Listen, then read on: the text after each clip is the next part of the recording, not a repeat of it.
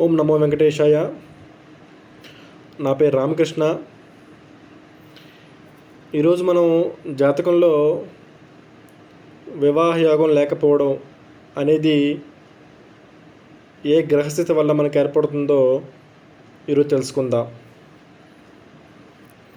చూడండి, ఈ జాతకం మిథున లగ్న జాతకం. 2వ స్థానంలో రవి బుధ గురు శుక్రులు, 3వ స్థానంలో చంద్ర శని రాహువులు, 9వ స్థానంలో కేతు, 12వ స్థానంలో కుజుడు. చూడండి, ఈ జాతకంలో ఉన్న మొదటి దోషం ఏంటంటే కుజ దోషం. ఇది అందరికీ తెలిసినటువంటిదే. 12వ స్థానంలో కుజుడు అంటే 12వ స్థానం అంటే ఏంటి? పడక సుఖాలు. అంటే ఈ 12వ స్థానంలో ఉన్న కుజుడు వల్ల వివాహం ఆలస్యం లేదా కొన్ని సందర్భాల్లో వివాహం లేకపోవడం కూడా జరుగుతుందన్నమాట.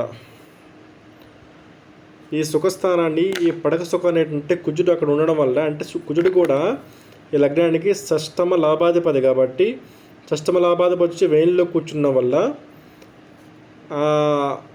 పడక సుఖాన్ని దూరం చేశాడనమాట ఈ జాతకుడిని. ఇదొక దోషం.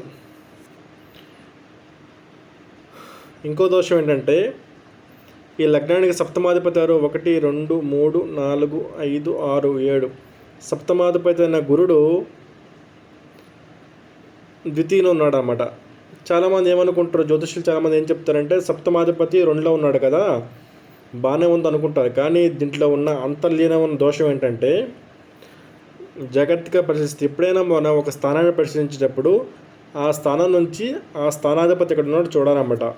చూడండి, సప్తమ స్థానం ఇది కదా, సప్తమ స్థానంలో సప్తమాధిపతి గురుడు ఎక్కడున్నాడు? 1, 2, 3, 4, 5, 6, 7, 8 స్థానం ఉన్నాడు.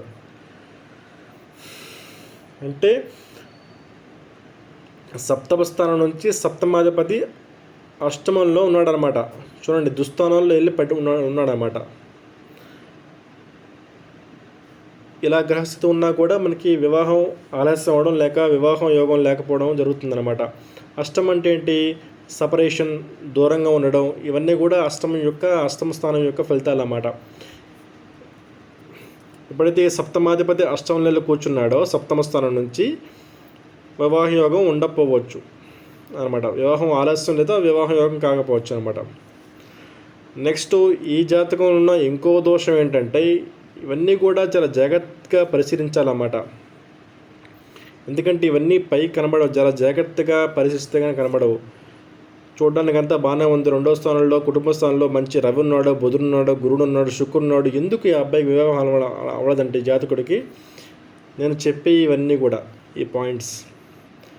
నెక్స్ట్ చూడండి, ఎప్పుడైనా మనకి లగ్నం నుంచి 4వ స్థానం సుఖస్థానం, అంటే 4వ స్థానం సుఖస్థానం అంటారు అన్నమాట. ఈ సుఖస్థానం కూడా చెడిపోయింది. ఎందుకంటే ఈ 3వ స్థానంలో ఉన్న చంద్ర శని రాహుల వల్ల ఎప్పుడైనా ఒక గ్రహం, ఇప్పుడు 3వ స్థానంలో ఉన్న గ్రహం 4వ స్థానాన్ని కూడా అది తన ప్రభావం చూపిస్తారన్నమాట. ఎందుకంటే ఆ విధంగా గ్రహస్థ ఉండడం వల్ల అన్నమాట.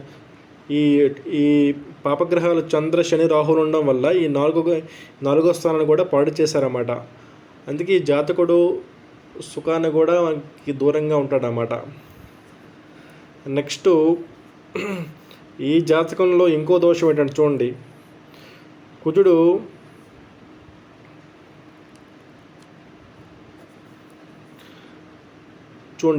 ఏంటంటే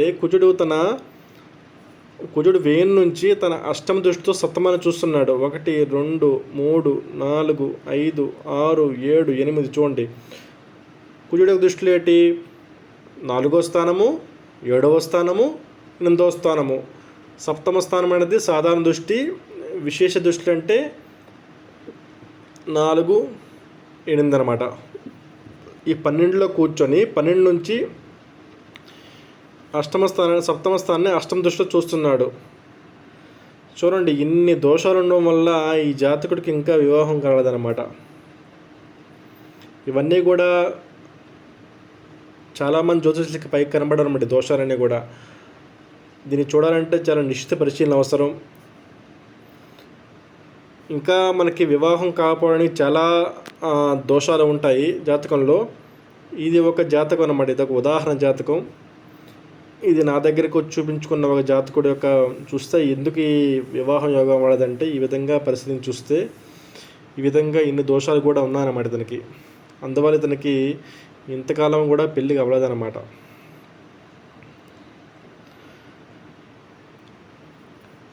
మీరు కూడా సంపూర్ణ జాతల విశ్లేషణ కోసం నా నెంబర్కి కాల్ చేయండి. మళ్ళీ ఇంకో వీడియోతో మళ్ళీ నెక్స్ట్ వీడియోలో కలుద్దాం. అంతవరకు శుభం.